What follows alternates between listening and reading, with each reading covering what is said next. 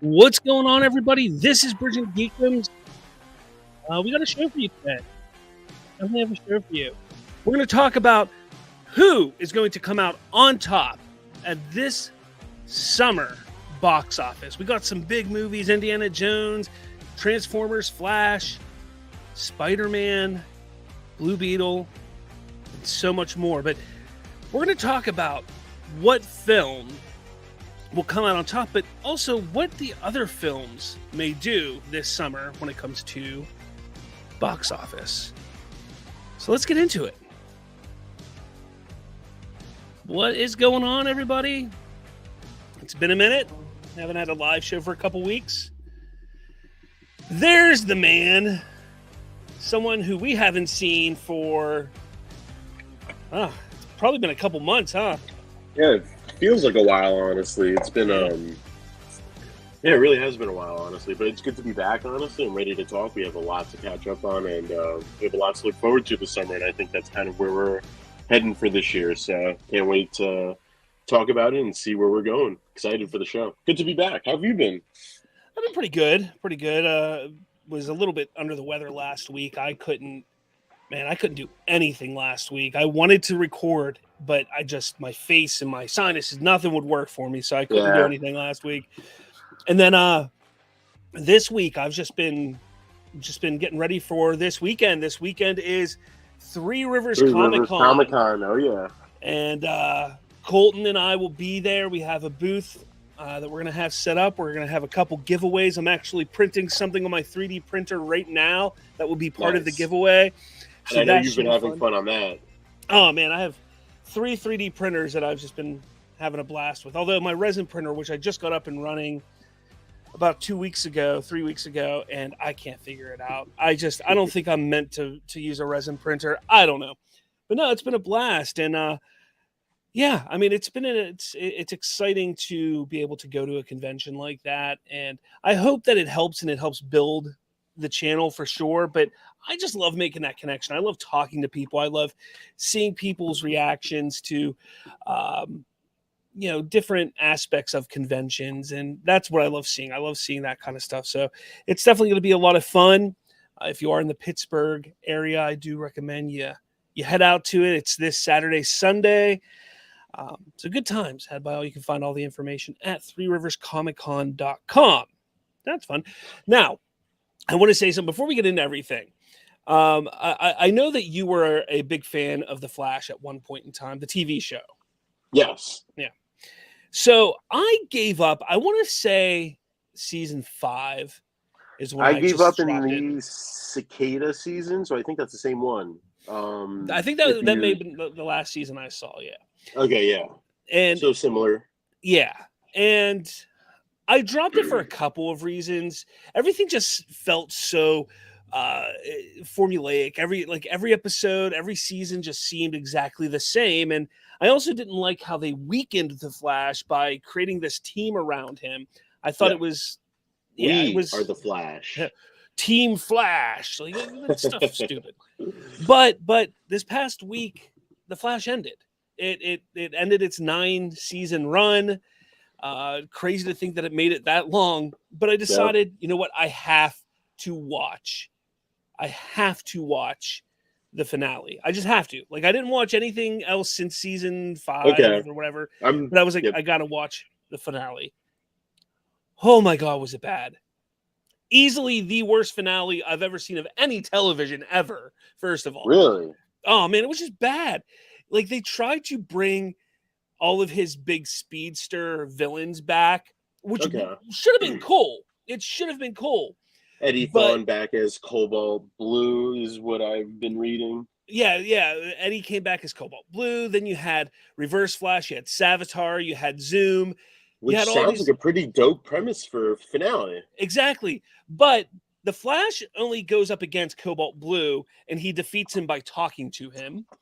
Okay. And this sounds like Prime Flash. And the other speedsters all fight different team members of Team Flash, but don't really fight them and are defeated within like a minute. It was absolutely terrible. I heard that the episode I heard that the episode prior to the finale was a lot better, that it gave a kind of a full circle moment to something that we saw, I think, in the Flashpoint, where he like creates the Flashpoint and then we're off until the next season. But Yeah.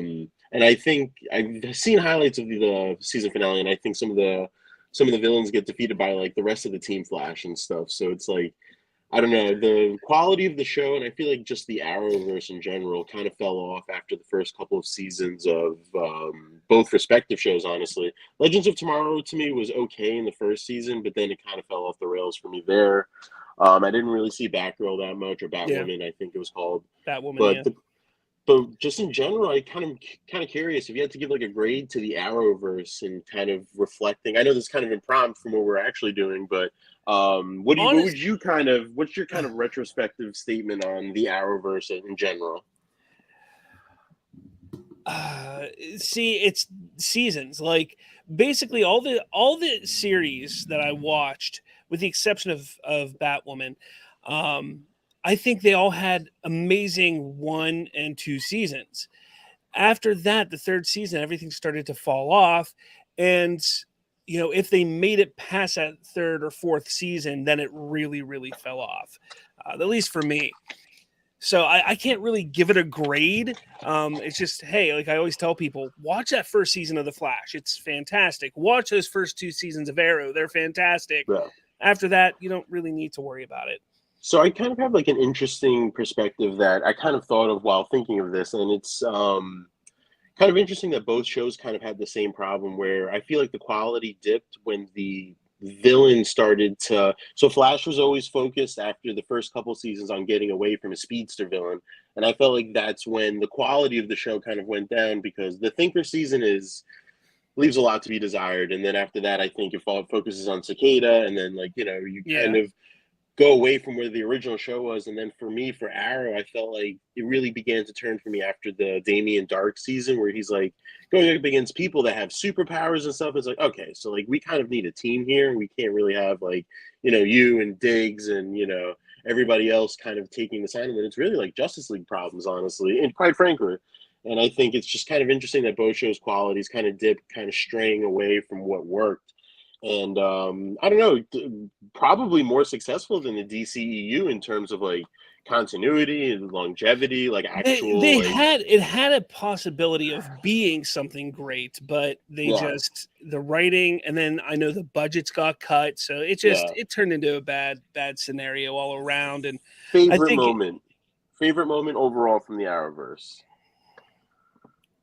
Honestly, this may be an unpopular opinion, but I love seeing Brandon Routh back as Superman. Okay, that was while Crisis on Infinite Earths was terrible, that was probably the thing I geeked out the most about. Okay, I don't disagree with you. That is definitely something that would be my top 5. But for me, probably, I don't know, man. That first episode where Barry shows up in Arrow, I think it's at the end of season 2. It's just kind of like, holy shit, like we're really about to delve into this, and it's like the real big bang moment for the Arrowverse to have him in there. And I think that's just probably when Moira dies too, honestly, when Deathstroke kills Moira. So that was pretty good too. But RIP to the Arrowverse. It is what it was, and I definitely want to catch up on the latter seasons of The Flash. Don't do it. Just give it a binge one day. I have to laugh at this here. Kavari. Sorry, like I said, I've been dealing with stuff here. Man. Kavari goes, I hear this is the channel that Snyder fanboys' dreams comes to die. Look, it's crazy because we're kind of. I have no shame in admitting that I am a Snyder fanboy myself. So I honestly think people look at our Twitter accounts, because I'm very open about saying like animate the Snyderverse, that kind of thing. I'm also very open at calling out the Snyder boys. See, one thing I try to say is there's a difference. You got Snyder fans, you got the Restore the Snyderverse fans, and then you have these Snyder boys who try and act like they are these amazing human beings because they want the Snyderverse back, but they're just overly toxic and hateful and spiteful. And I call them out all the time. And I try to explain to people, and even Prime, who was on the show, Prime the Godfather, has been on the show a couple times the past month. And, we had a discussion about it where it's like, look, the Snyderverse is over. And, we have to shift our focus. We have to get back on track as being united into one idea. And I think a lot of people take a look at that as being, oh, we're killing the Snyder dream, but we're not. I mean, it's just, I don't like the toxicity and the hatred and, screaming at James Gunn and Peter Safran. That's annoying to me. Yeah, no, I second everything that you've said. And, as we continue to get closer to this journey of kind of putting an end to this chapter, it's I haven't really thought about it, honestly. I really haven't. I haven't really thought about like the Snyderverse, and just like I've been just really excited about the future, and just like, you hear casting rumors and directing rumors, and we just have the movies that are coming out now, and I'm excited about that as well. So got Lawrence Fury here that's saying that one of his favorite moments was when they all came together in Invasion. I thought Invasion was pretty cool too, honestly. I think honestly all the crossovers were, for what they were, really good. I mean, I know that you didn't like Crisis on Infinite Earths, but I mean, it definitely had its moments. Like, I thought, while not faithful, the complete faithful adaptation, I thought it definitely provided some dope moments for the Arrowverse. Yeah, definitely. So, Hunter, if you're still here, I'm going to finally get to your comment. What is your thoughts on Pierce Fod or Fode? I think it's Fode. And so I just read on this. Yep. Yeah. It's really interesting because this guy right here is supposedly up for the role of Superman in Superman Legacy. And I can see it. I mean, I know a lot of people are taking a look at, his looks. And I mean, he's a good looking guy. That's for damn sure. Yep. Checks off that box for sure. Yeah. He's definitely got the jawline as well. Right. Yep. I posted on this on my Instagram, on my personal Instagram account, where it was just kind of interesting that like it really does show us how little we know about the casting behind Superman Legacy right now, because this is not even a name that's popped up in like fan castings and stuff like that. So just interesting that names are popping up out of nowhere, honestly. Yeah. And he's really got the physique. Though. He's got some physique. Sure. And I'm not really worried about the actor's current physique. I just know that after 6 months, they're definitely going to be Supermaning it, so it's like they'll just grow into it. And I don't know his acting abilities, and I'm not saying that, you don't need to have amazing acting abilities to be Superman, but I don't think that's number one on the list. I definitely think you have to get the look down and then look at their abilities as an actor. I'm pushing it until it's announced officially, whenever it's announced, that Wolfgang should definitely get the role. That's my push. A lot of people want him. I don't mind him. I think he looks all right, but yeah, just checks a lot of boxes. Lawrence, you say the Snyderverse is technically restored. Explain yourself. I don't understand what you're talking about there. Technically not erased, I guess. I don't know. Yeah. I don't know. People love to say things just to say things. All right. We all. All right. So we're going to get into the meat and potatoes of this episode. We really wanted to talk about, well, this was more Ken's idea, was to talk about the box office for this coming summer. We got a lot of big titles coming out. Our first kind of like fantasy, our first fantasy draft kind of episode, I guess you could say, honestly. All right, then. Why don't you start us off then? Why don't you go? We'll go from, because obviously I'm sure you have who's going to be the top box office winner. So start with your last place, 10, right? We picked 10. Is that what we picked? Yep. 10? Yep. Okay, so 10, I kind of went a little bit against the grain here, and I have to factor in that there are going to be flops from the just current list of movies that I looked at over the summer. So number 10, I'm going to throw to Strays, actually. Will Ferrell movie that's about the dogs. It's kind of rated R. I believe it's rated R if I'm not mistaken, but I think this is an interesting choice for number 10. I chose it, just a couple movies that missed the cut because of it were Gran Turismo and Blue Beetles. I definitely think Strays is just kind of going to be one of those cult classics that might surprise some people at the box office, honestly. So that's my number 10, at least for... Yeah, yep. I mean, I kind of went a different way. I went and took a look at all the movies coming out in the summer between June 1st and August 31st. I went and took a look at all those movies. So anything that's come out in May doesn't count. Yep. So I went and took a look, And yeah, like I saw Strays, and I'm like, that's not gonna crack the top 10. That's not. I mean, it's a cute concept, and I'm sure that it'll make some money. But when I took a look at a lot of these films, there were actually 11 that really, really stuck out to me. Okay. But I'm not. I'll save 11. That'll be my honorable mention at the end. So number 10, I'm going to say Gran Turismo. Okay. And I actually put down roughly how much it'll make, and I think it has the ability to hit around $200 million. I think it's an unknown property when it comes to film, and it's not. It's a race car movie and a video game movie, and neither one of them are really big when it comes to box office. So that's my number 10 right there. It looks interesting. I'm probably gonna watch it, but yeah, I don't see how it can match some of the higher end films. Okay, that's fair. So when I was looking at my list, actually, I kind of, I guess, cheated in a way and had one movie that was released before June 1st. So I might have to make, I might have to make an on-the-fly adjustment, honestly. But yeah, no. So am I good to go for my next one? Yeah, go for it. Cool. Okay, so number 9, kind of, I guess, not what people would think as well. Maybe you kind of would be in the same boat as Strays, but I'm going Margot Robbie's Barbie movie for number 9.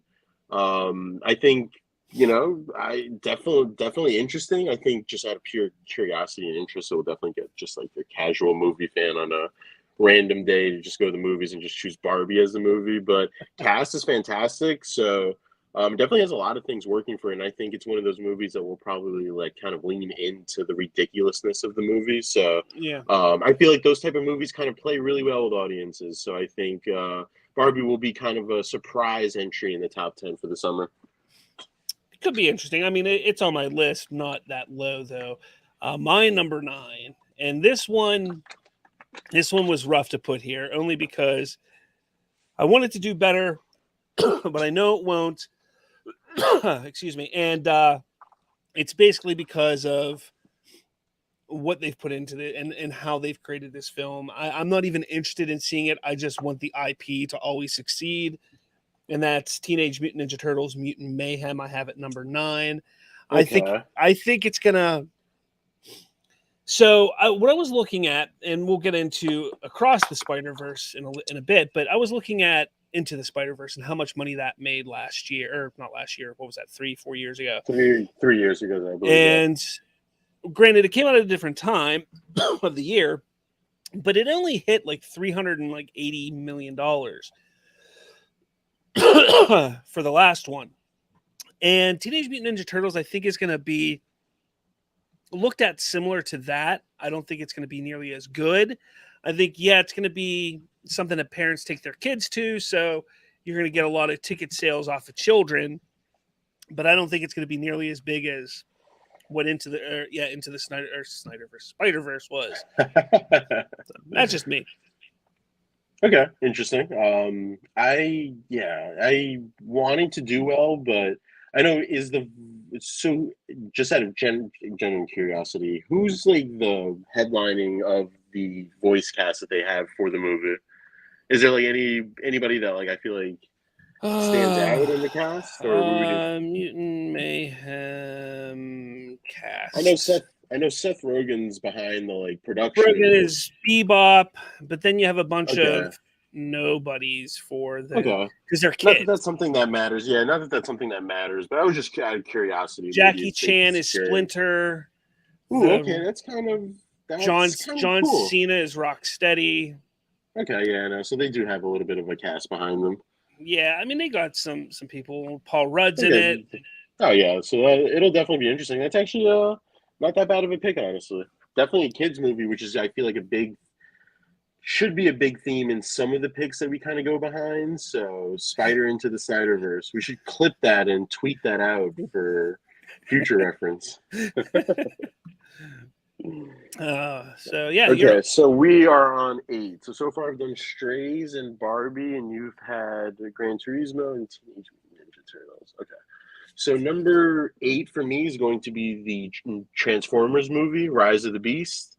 I think it's a solid property that surprisingly, and I looked at some of the numbers of some of the past movies, actually still does relatively well. I kind of stopped after the last Shia LaBeouf movie, which I believe was Dark of the Moon, if I'm not mistaken, the third one. Yeah, I don't know, but to me, it's just a franchise that always seems to rake in some sort of cash because it's what it is. It's an action movie that, just kind of leans on the ridiculous side of the property that they're based off of. So, I think solid. Sit there, take it for what it is, and kind of what you do with Fast and Furious. But I guess to a lesser extent, because Fast and Furious are better than Transformers, and should definitely get a crossover going. I know somebody was talking about that on Reddit somewhere, but yeah, no, I think it'll definitely a solid entry. I feel like for me at least. I'm curious to hear your opinion because it doesn't seem like you are a big fan of the franchise. I liked the first couple, but after that, it just kind of went downhill. I just didn't care enough after that. So, I mean, it's not that I don't like it. It's just, I don't care. Yeah. I definitely won't be contributing to their box office numbers. But I do want to, just make sure that we're set on the rules here. I can pick the same stuff that you picked, right? In my list. Yeah. Yep. Okay. If we mention one and you have it as a different ranking, you can kind of just do that. I've been writing them down like on list 1 to 10 just to kind of make sure we don't like cross over like that. So if I mention a movie and it's in my rankings, I'll definitely like shout it out for sure. Yeah. So my number 8 is a movie that I think has the potential to do better than what a lot of people think. And it really, I think, hinges on The Flash, and that's Blue Beetle. Ooh, okay. Okay. Blue Beetle, I think, can do very well. I'm thinking it could hit around that $350 million range, which is less than Black Adam, but way more than Shazam. Okay. But it's a different enough character. It's a new character.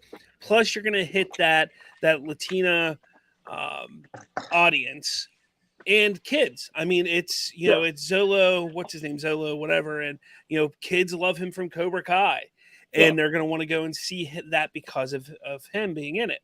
So I think it can hit that 350 mark, which I think will be still not a box office success because I think they spent $100 million on it, and probably they're going to spend 150 on marketing, and it's not going to be that big success they need. But I don't think they truly need it to be that huge. It was never meant to be, but I think it could be good. I'm looking forward to it. I think it's a positive sign that it's a property that didn't end up getting axed when the merger kind of took over, and the search for properties through DC kind of took over that resulted in Batgirl getting canceled. So I think that's a positive sign of, I guess, the movie in general. I know it probably has some meta references to just like the outer world of DC characters, but I guess there's just some confusion on my part because I know that James Gunn mentioned that this is also part of the DCU, but is it like really a part of like the DCU when you tell us it's like part of Legacy? Like, they just can't decide when it actually starts versus when it doesn't. Like, I don't know. And so I guess there's a little confusion just from being a hardcore fan for me, at least. But other than that, I do think it's going to be a solid movie. The first trailer kind of did its job. It kind of reminds me of most recent DC properties at this point, honestly. So it'll be interesting for sure. It'll be interesting to see how my top 10 kind of shakes out because I feel like Blue Beetle probably would have made the cut if I have to eliminate one of my movies. But we'll get to number 2 and see if you omit it and allow it into entry for sure. Okay, that's your I see what you're saying now. All right, so my next one is going to be, where did it go? Why is my computer being all dumb? There it is. So we're at what, 7? Mine is actually Transformers: Rise of the Beast. I think it's going to hit 400 million. I think it's going to be pretty typical. I think Bumblebee hit, I think it was like 460, 470, I think is, or maybe even 500 is what Bumblebee hit. I don't think there's going to be as much of a draw to this as was for Bumblebee. I think Haley Steinfeld really helped push that John Cena, and then Bumblebee being a Transformer everybody loved. I think the Beast aspect people are interested in seeing. Kids, you can't count out a movie that is focused towards kids, on when it comes to box office. So that's I mean, again, I'm not too. I probably am not going to see it in theaters. Maybe when it comes out, but at home. But that's about it. Okay, cool. So we crossed on 7 and 8. So my number 7 entry, and this might be a little bit of a surprise, but it's actually The Meg 2, The Trench. I think this movie kind of surprised people the first time around, and definitely made a lot more money and drew a lot more attention than I feel like probably was originally intended. I think it definitely did well in the right markets, obviously. I think just having it being able to be released on a worldwide scale definitely helped its box office, and I'm sure this movie will lean a little more crazier into it. I think the last trailer ended with Statham just riding a wave with like I don't even know what it was to like stab the Meg. So I definitely think it'll double down on its ridiculousness of it. And I know probably would be a movie that I would see on, in New York, we call it a $5 movie Tuesday, honestly. So would definitely probably buy some tickets to that and sit down and watch it for a popcorn flick that it will be. All right. Yeah, I don't know. That's not on my list at all. I can't. I never actually saw the first one, but it's actually not as bad as you think. If you are finding yourself during Shark Week not wanting to watch anything, The Meg is definitely a suggestion for me. My number 6 is Barbie. And the reason why I have it so high, I have it just over 400 million, like 415 million in that range. Again, it's down to kids. I mean, my daughters love Barbie. They all love Barbie. They're going to want to see this. Now, is it going to be good for kids? That's to be seen. I mean, some of the trailers, some of the jokes in the trailers were very adult and very cringeworthy in that regard. But that doesn't mean that parents are going to take their kids because they see Barbie. And that first weekend, it's going to hit 100 million easy, I think, in my opinion. And then in its regular run, I mean, another 300 million isn't that hard for them to hit. I think it's going to be interesting to see what it does overseas. But Margot Robbie, too. I mean, she's a huge draw for a male audience. And I'm not saying a male audience is going to go, but I will say this.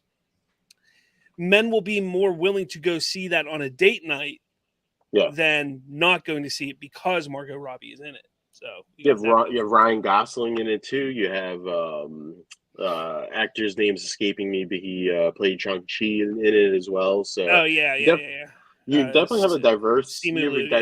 Yes, you have a diverse cast out there that really seems like they really had fun making this. Definitely a date night movie for sure. I would agree with that, honestly. So look at Rob giving the romantic advice out here.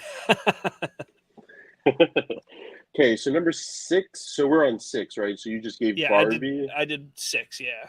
Okay, so so far we have 2 in common. So my number 6, and just looking at my list, I'm actually going to flip-flop 5 and 6. So I'm actually going to put 6 at The Flash. So The Flash, I think, is, I don't know.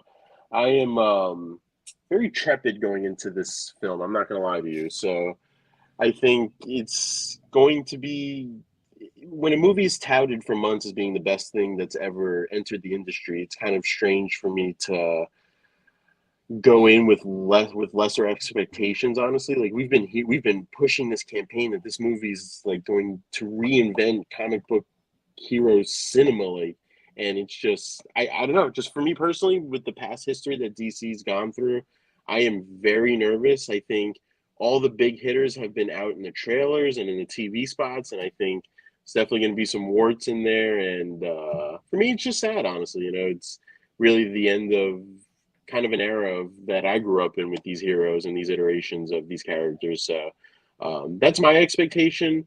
I also think that, I don't know, it could be 5. It could be a top 5 movie. It could not be. It could completely bomb. I'm really interested to see that Rotten Tomatoes reveal, honestly, to see, because that's their bread and butter nowadays. So. Yeah, I mean, I don't want to talk. I don't want to talk about Flash until we get to my part of it. So, but yeah, Flash. There you go. Yep. So we are on 5. So we are in our top 5. So Spider-Man Across the Spider-Verse just comes out today. That's my number 5. Look, the first one was great. I'm torn on going to see the new one for some, personal reasons. I don't exactly want to support certain things, but I think this movie is going to do pretty big because of how good the first one was. Like I said, the first one made like $380 million. I think this one could, nearly double that and hit around $675 to $700 million. I think it could, which would be huge. And we saw with Mario earlier this year that an animated film, if it's good, if kids want to see it, can make a shit ton of money. And I don't think this movie is going to hit Mario money because Mario kind of hits around the world a lot more. Mm-hmm. But I think it's going to make big money. And from all accounts, from all of the reception and reviews and what's come out, I think it's going to do big. I think it's going to have a big opening weekend. And I think, what's going to hurt it is in 3 weeks or in 2 weeks from now. So after being out for 3 weeks, that's where it's going to get hurt. But it'll make a damn good double feature with The Flash once The Flash does come out. So I'm actually going to agree with you, and this is where I feel like we cross-match on our list, and we finally have something that's in the same ranking. So Across the Spider-Verse is also is going to be my number 5 entry. Kind of reworking my list on the fly, honestly, but I totally agree with you. I had it at number 4 originally, but I do feel like my number 4 entry would be a lot more solid on a solid base. But kind of for the same reasons that you are, where me and my girlfriend are going to make it a point to watch the first movie before we go see the second one, because the first movie was really dope, and I think the concept of this one's going to be really, really cool. I've read some reviews that have kind of pointed towards some of the negative things towards it, but I'm still going to go and see it, honestly, because I think the animation style is beautiful, and I don't know, just interested to see if any of the 3 main Spider-Men are in it. There's just a bunch of questions I have around it that I would be interested to see them answered. So excited for this one to come out. Maybe Colton could talk me into go seeing it after the convention on Saturday before we go back to the hotel. Maybe. Yeah. But yeah, I mean, it's going to be a big film regardless. It's just how big, and I think it can easily be in that top 5 for the summer easily. Yeah, totally. So we're on 4, and do you want to go? Sure. I will go with number 4. Now, this is a movie that, let me tell you, I didn't think we were ever going to get, but in 2012, I was like, oh shit, this could happen. And 10 years later, it finally did happen. But this is a film that, this series of movies has been so dear to my heart growing up. And I've had a lot of fun with this character. And to finally get his last crusade, officially his last crusade, even though there was a last crusade, Indiana Jones and the Dial of Destiny is definitely a movie that I think will do well because of nostalgia. Here's the thing, though. This is my only movie that I struggled with on this list. I mean, when I say I struggled, I had it originally at 10. I dropped it down to 3. I put it back out of the lineup because I was like, oh, it's not going to, it kept going in and out. But it comes down to this. Nostalgia is huge. People want to remember and feel what they felt when they watched Indiana Jones in the 80s. And that's what they're looking for. They're also looking for something that is a better way to send the character off than Kingdom of the Crystal Skull, which I still don't think is a terrible movie, but I understand people's issues with it. It made $790 million, so obviously it wasn't that bad, And that's why, again, I looked at that. I said $790 million for Kingdom of the Crystal Skull for a movie that people say they did not like. Probably the worst Indiana Jones movie. If you ask the majority of the fans, the majority of people would say that. Yeah. Absolutely, I agree with that. So I think this could hit 750 easily. Yep. $750 million. I think it could hit. And I won't say easily, but I think that's what we're going to see it make. I wouldn't be surprised if it fell out completely and wasn't even in the top 10. That wouldn't surprise me either. But I think nostalgia is going to push it to being in that top 5. I think that's what's going to push it. Okay, so Indiana Jones is in my top 3, and I will give my side of it when we hit my third option. Spoiler there. But number 4 for me is going to be Oppenheimer.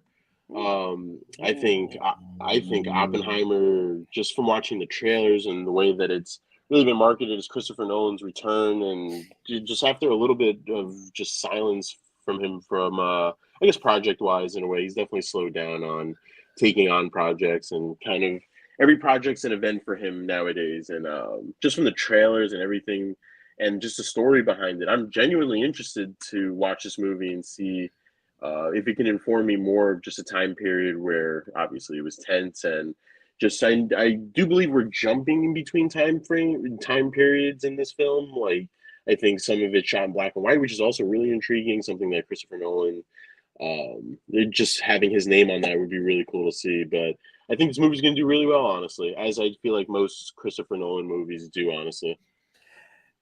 Yeah, I mean, I'll get to that when we get to there. Yep. Oppenheimer's in my top 3, but we'll get to that. Yeah, so for my number, I guess we're on my number 3. Yeah. Number 3. Another series that I have loved since a child. I've loved this series. It's never been a huge box office draw until recently, but I still don't think it's going to be the top box office draw this summer, but it's definitely going to be up there. And I mean, who doesn't love watching Tom Cruise run as fast as he can and do crazy stunts for no damn reason? I think we all love watching that. So I think Mission Impossible Dead Reckoning Part 1, which is a ridiculous name, but I do think that's going to hit about $800 million. Now, here's the thing. My top 3, 3, 2, 1, the amount of money they're making, they're all so close that don't hold it against me if 3 does better than 2 or does better than 1 or 1. You know, like, it's just, I think they're all almost interchangeable to a point, because these 3 movies, in my opinion, are going to be the biggest of the summer. Okay. So I will get to Mission Impossible when we get there. But my top 3, and it starts with Indiana Jones, and kind of for the same reason that you said, nostalgia is going to be a big factor. And I think it can kind of, just looking at the numbers of the previous films, I just thought with Kingdom of the Crystal Skull making $790 million when it was released, I'm thinking we're going to be approaching maybe like over the $950 million threshold, where maybe approaches kind of what Jurassic World did last year, and kind of a send-off for the franchise. So I think nostalgia is going to be an extremely big part of this. I know that there's characters from almost every movie, it seems like, just from the trailers that I've seen. And I know I'm going to be one of those people in the seats watching and waiting for the music to drum up, and waiting for the whip, and waiting for the hat to get put on, and just ridiculous set scenes, and just what we've become accustomed to. And this character has been around for over 40 years now. Yeah. So I can't wait to see how this story continues. And I love James Mangold as a director. So I have faith in him, and I'm not going to really listen to the Rotten Tomatoes score, because this is one of those movies that I will just go see to full circle my childhood. Yeah, I get you on that. I think it's going to be a good time. I know that the reviews haven't been great, but I think it's going to be a good time. I do. Yep. Number 2, a little shocking yours wasn't this high for this, but Oppenheimer. Okay. Oppenheimer. Look, Christopher Nolan is an auteur filmmaker. He is able to make artsy films on a large scale, and he isn't afraid to push the bar when it comes to filmmaking. Take a look at Tenet. I mean, that whole movie was filmed frontwards and backwards and upside down and left and right. I mean, it was a crazy ass movie. Look at Interstellar, look at Inception. These are all great movies to a certain audience and to a certain extent. The problem is, outside of Batman, he's never hit $1 billion. He's never had a $1 billion movie outside of Batman. And I think that trend is going to continue. I don't think he's going to hit $1 billion. And even that, he hasn't had a $900 million movie outside of Batman. I think this is going to be one of the closest ones. I think it was Inception, I think, hit $830 million. Interstellar hit $700 million. So, he's up in that high range, but not quite there. And I think when it comes to this movie, I think, 850, 800 million, somewhere around there, 825. I think that is probably what we're going to see when it comes to Oppenheimer. I think that's what we're going to see. And I think it's going to be a lot of fun. I mean, they mimicked an atomic bomb in real life, to get the explosion. I mean, they do this kind of stuff on just a ridiculous, and it's all in IMAX too, which is insane. The entire movie is IMAX. Yeah, So no, and that's definitely insane. Yeah. And the cast is crazy. The fact that we have Robert Downey Jr. and a Christopher Nolan movie is going to be great. We kind of get but I mean, it's not just Robert Downey Jr. Right, and no, you have Matt Damon, you have Cillian Murphy, Florence Pugh, Jack Quaid, Rami Malek, Emily Blunt, Josh Peck, David Dasmalchian, Josh Hartnett, Gary Oldman, Casey Affleck, Dane DeHaan. Like, this is insane. Kenneth Branagh is wow, that's crazy. Exactly. That's insane. It'll be one of the movies that I will most certainly be in the theater to go see, honestly. So I think it's definitely going to be a lot of fun. Yeah, I'm excited to see it too. So number 2 for me kind of got a little skewed just because I forgot about the June 1st rule, and I put The Little Mermaid down as number 2 because So I'm operating on that end. So I guess everything would be bumped up 1 for me, and probably would have Blue Beetle at 10, and then maybe Indiana Jones as number 2. So I'll skip over and just do my number 1, since we can kind of surmise what your number 1's going to be, which is really surprising, by the way. But my number 1's going to be I'm a betting man. I would have not put money on that for you. But Mission Impossible Dead Reckoning Part 1 is going to be the number 1 for me. Can Tom Cruise do it? Can Tom Cruise have the number 1 box office grossing movie of the summer 2 years in a row? Do we think he can do it?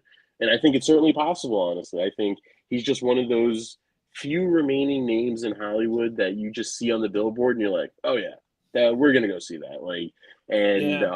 I just give respect to that, and I will put some respect on his name and give him the bow to, because it looks sick. The first I saw the trailer for the first time during a previews for Guardians of the Galaxy 3, and it just looks sick. The stunts keep elevating the stunts each movie, and the fact, just the stories that he does it himself, just to get the experience and just to, I don't know, I guess just scare everyone in his life. But it's I think it's a movie that's going to check all boxes, and I'm just rooting for greatness at this point, where we could have Top Gun Maverick be 2022 and Mission Impossible be 2023. Something that you said, though, is very true, that these movies have recently become like a lot more of a cash cow than the early movies. I feel like the earlier movies were a lot more self-contained, where the latter movies, from what it seems like, and I haven't watched them in their entirety at all, but it just seems like this is a franchise that has benefited from being modernized with more effects and obviously bigger set scenes, kind of like with the Fast and Furious, honestly. So I don't believe that this would be the real true ending of Mission Impossible, no matter how many parts there are to this movie, the terribly titled movie, as you like to say. But I think this is a franchise that's really bankable, and so I guess the rest of this is going to be your shocking number 1 entry onto this list. Yeah. So I don't know why you think it's so shocking. I don't know, just from the conversations that we've had, I just feel like, and we've been having these conversations for a while now. Yeah. And, I just feel like from the vibes that we've kind of spewed out there, I felt like we both kind of feel unsure of how The Flash is going to do. Like, either you could go really, really well, be the best movie of the summer, or it could be one of the biggest flops in American movie history, honestly, because, as I've said, it's been touted for about 4 months as the best superhero movie that has ever been made to mankind ever. So the floor is yours, man. I'm ready to sit back. So there's a big reason why I put it number 1. And like I said, these top 3 are almost all interchangeable. Okay. But I picked Flash for number 1 for a couple reasons. Much of why I said that Indiana Jones is going to do so well, nostalgia. When you have Michael Keaton coming back, I talked to my mother the other day and I said, hey, did you know that Michael Keaton's Batman again? And she went, what are you talking about? I was like, in the Flash movie. And it piqued her interest. She's all in. She wants to see it now.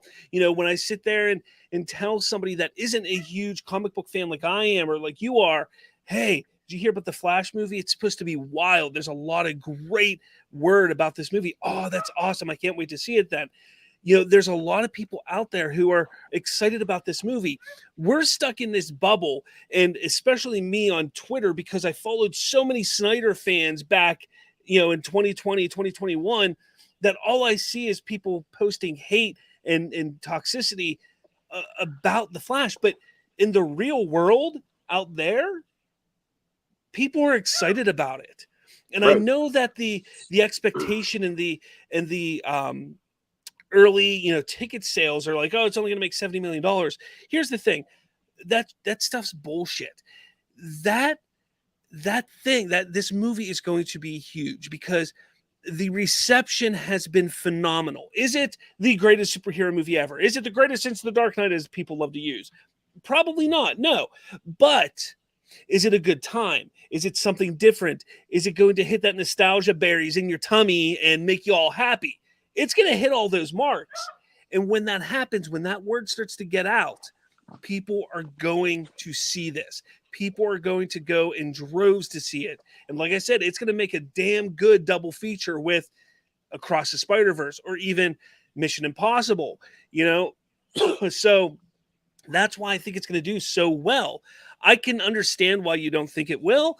And I think it's great because you have it so low, I have it so high. And that's kind of pointing to the idea that this movie could go either way. Right. So I wanted to rebuttal your nostalgia point for a second. And I don't know if you have any more reasons. I know you had said you had one more, but just to harp on that point for a second. So nostalgia, I feel like we've brought up with Indiana Jones movie, for example. But the problem with nostalgia is that, so with Indiana Jones, I think nostalgia plays to its advantage just because there's only been one iteration of Indiana Jones for about 40 years now. Not for nothing, I feel like we're in an era right now where if people tell you, dude, Michael Keaton's in this movie, like Michael Keaton's Batman's in this movie, we're far enough removed where, and this is just my personal opinion, we're far enough removed to kind of have some people turn ahead and be like, who? Like, and I'm not saying that people wouldn't know, but there have been other iterations of Batman. Like Christian Bale got 3 movies compared to Michael Keaton's 2, so I feel like a lot more people would resonate if this was like, if Christian Bale was in this movie, would there be any doubt in anyone's mind that it at least is solidified in between the 700 million, the 950 to over $1 billion range? Like, is that far-fetched to say? Yeah, I think that's possible. The thing is, what I'm saying is it's not going to be a guaranteed $1 billion hit because Michael Keaton's Batman's in it. I don't think the nostalgia is going to play too much to its favor as much as a nostalgia would play favor to the Indiana Jones franchise, for example. Yeah, I mean, I can see what you're saying.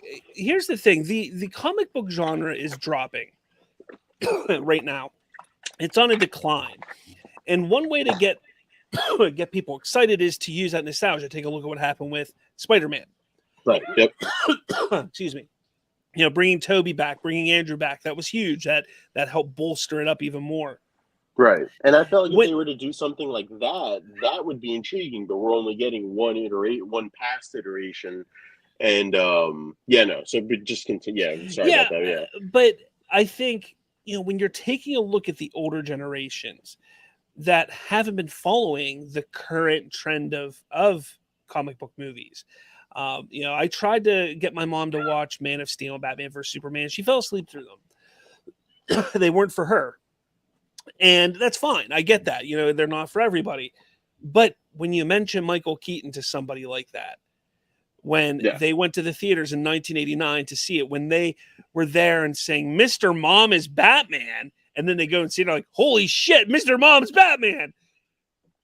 That's going to play a huge role. And all those people have kids now. And they're going to take their kids. And they're probably more likely, yeah. And then their kids are going to be like, holy shit, this movie's great. And then they're going to tell their friends. You see, it's, damn. It's a cycle. It's a cycle, exactly. Okay. No, I mean, I definitely understand what you're saying, but I don't know. Like, I feel like if you just pulled 10 random people from the street, I just have a feeling that maybe, like, just rough estimate, maybe 6 out of 10 would say Christian Bale, honestly, like in Yeah, terms I of mean, like you're probably not wrong. your favorite iteration of Batman. And then some people might not even mention Michael Keaton. Some people might mention Val Kilmer, or And strange again, you're people not might wrong. mention George Clooney, like, you know. Although I feel like if you answer George Clooney to that question, you must be stripped of your comic book nerd badge at some point. But it's an interesting debate, honestly, because like you said, you have it one, I have it six. Could go either way at this point, and I feel like a Yeah. lot hinges on it. I know the director said a couple days ago that Ezra Miller, that there's going to be no one that replaces them um, as the Flash, and I'm just like, yeah, well, we'll just see what the box office says, and then Yeah. we'll make a determination from there. But I just don't really see an avenue for Ezra Miller to return on the Flash, honestly, or to return as the Flash. So I don't know. I don't know what you think, but Honestly, I think it all depends on how James Gunn plays this. Um, he has the ability right now to, and this is good. I want to talk about two more things before we're done today, yep, and this will kind of lead into one of them. He has the ability to lead this into his DCU. He has an opportunity to do that, yep, and which Ezra could still be part of, or he could just, hey, Ezra, his Flash is lost in the multiverse, could pop up down the line, but this is a Newberry, or this is Wally West, or yep. Bart, whoever. It could be whoever. If I had to put money So on it, I think they would just do another Barry Allen, honestly. If I had to yeah, guess, and then try to introduce the Flash family in a more natural way and sense, honestly. So, which is not wrong, and I think Gunn, no, like you said, has can't really lose either way. If the movie flops, then it ended the universe that it took place in, and maybe one day they'll pop back up.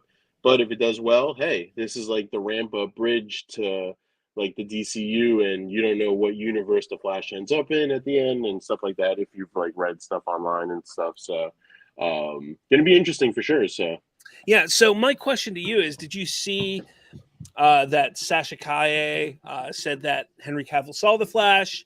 Henry Cavill yes, also gave his seal of approval for her, and also said, "Hey, kid, you killed it. You knocked it out of the park."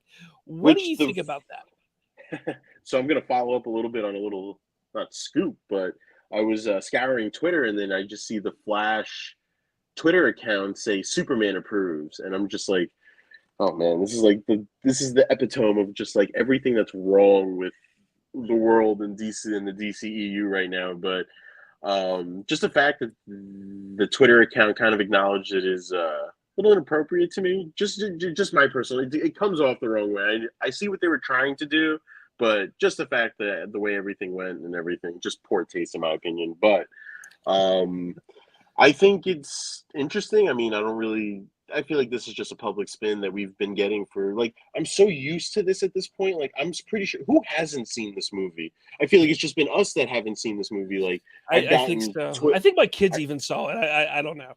right. Like, I think my girlfriend's seen it. Like, I think just from Stephen King all the way to Tom Cruise, and then like Michael B. Jordan somehow got a private screening, to now Henry Cavill is watching it with Sasha. Like, I mean, seriously, like who hasn't seen this movie at this point? But I think it's just good public spin. Any positive comments from Henry regarding the role or the movie would obviously be exploited to Warner Bros. Advantage. I think at this point, it's not that surprising that it's Yeah. been spinned this way.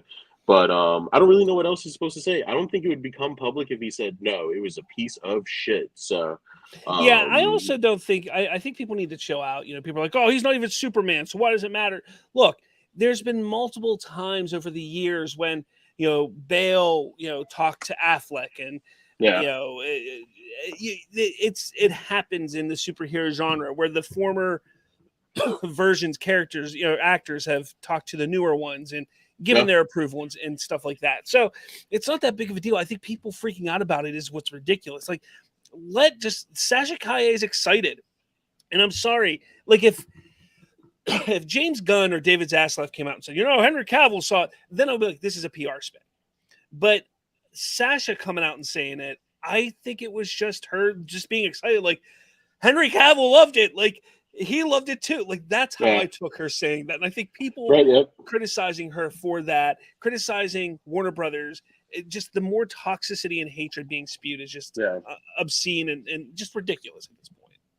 Right. Yeah. No. It's interesting that they spin this, that they officially have spin this to just generate more positive buzz for the film. But another thing that I did want to bring up against your pick is that I also didn't really like the Flash's surrounding environment.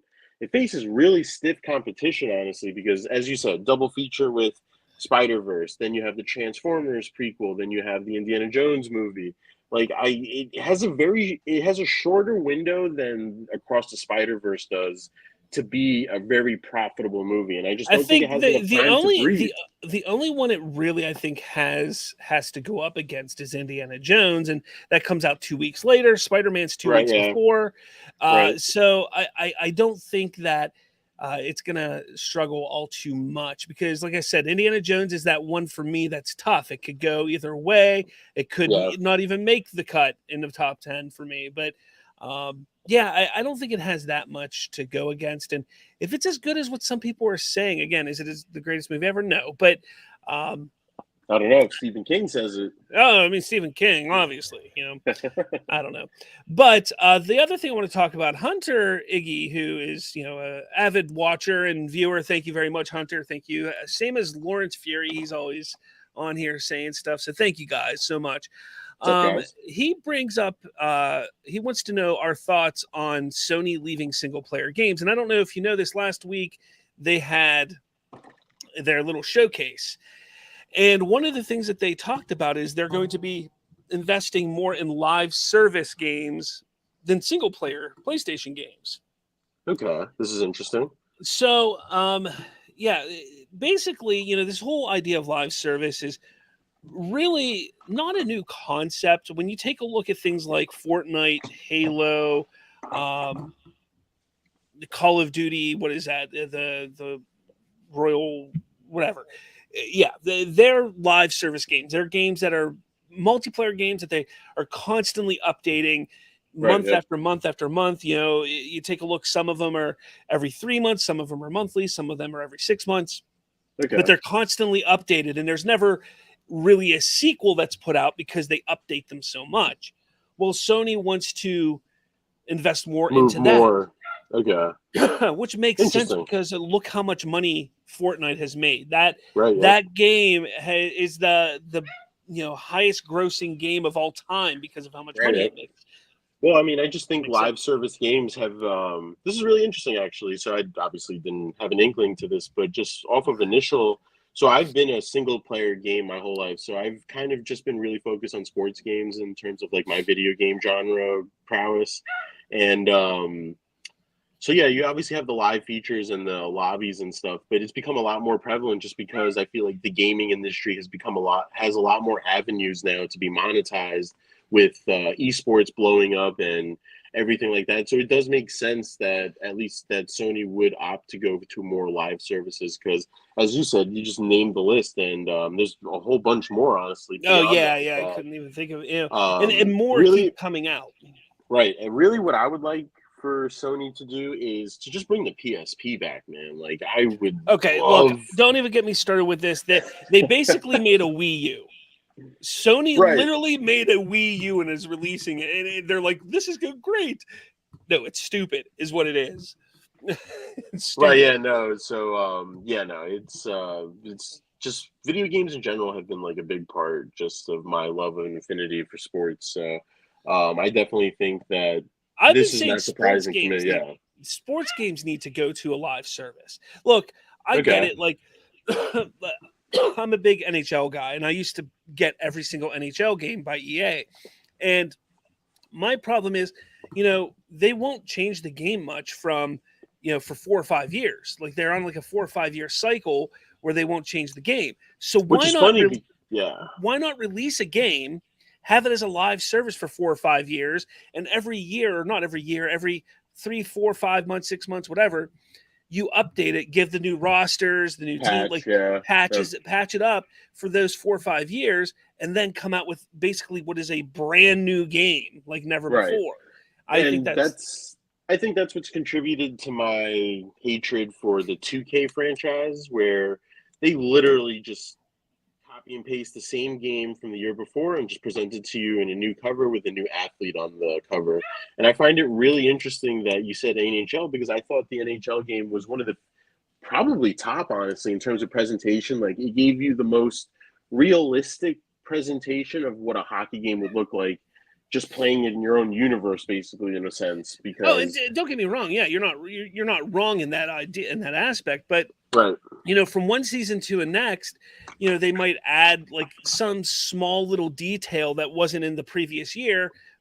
So basically, you're just getting a roster update for $60.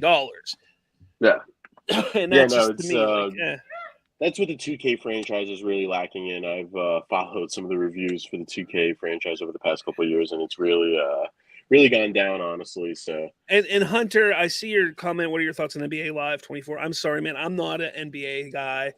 I'm just not. I think it's dope. I think it's dope. It's coming back, honestly, in kind of a broad launch area. So it's interesting. It's a petition there's a petition on change.org where you could sign that EA needs to make NBA Live 24. I don't know if it's been officially announced, but if it has been, that's really cool, Hunter, and I can't wait, because I probably would buy that over 2K, honestly.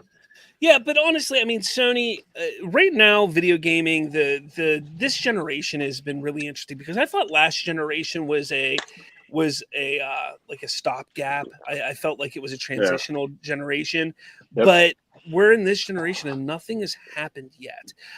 Because I've said for years, the future of gaming is mobile gaming, and not mobile on your phone. What I'm saying is being able to play Halo when you're at work on break, being able to play Gran Turismo on a bus, and getting the same experience, that you have sitting on your couch playing with your friends.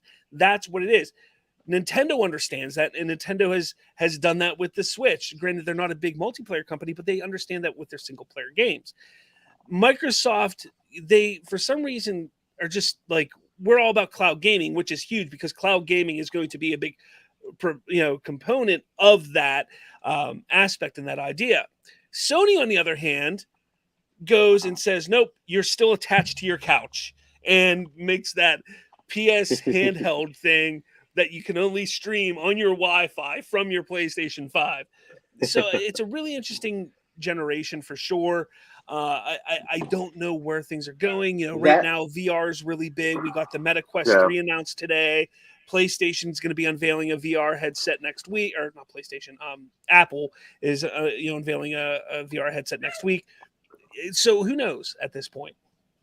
Yeah, I mean, my first Sony console was the PSP, where you would just buy the small individual disc, and then that would basically be your PlayStation on wheels that would last 3-4 hours, and then would need to get desperately charged. But it's really interesting to see how it's evolved. I'm still on my PS4. I haven't made the jump to my PS5 just quite yet, but it's interesting to see where the gaming world's going into, especially, as I said before, it's become a lot more of a monetary source for a lot of people, especially during the COVID year, where I feel like it really, really blew up. So, where people had no choice but to build in Fortnite. So, definitely excited to see where it goes, and have a feeling that I'll probably be playing video games tonight since you brought it up. That's great, man. Well, it was a great episode. I loved it. Thanks for coming back on finally. Hopefully for sure. Doing well, though. Oh, no, for sure. It's been exciting, and obviously these lists are going to be accurate pick for pick. So, 100%. You can lock these into Vegas for sure. All right, guys. Let us know your thoughts on everything that we talked about today. Make sure you follow us on all the social medias. You can simply scan that QR code right there on the screen to find all of our links to everything.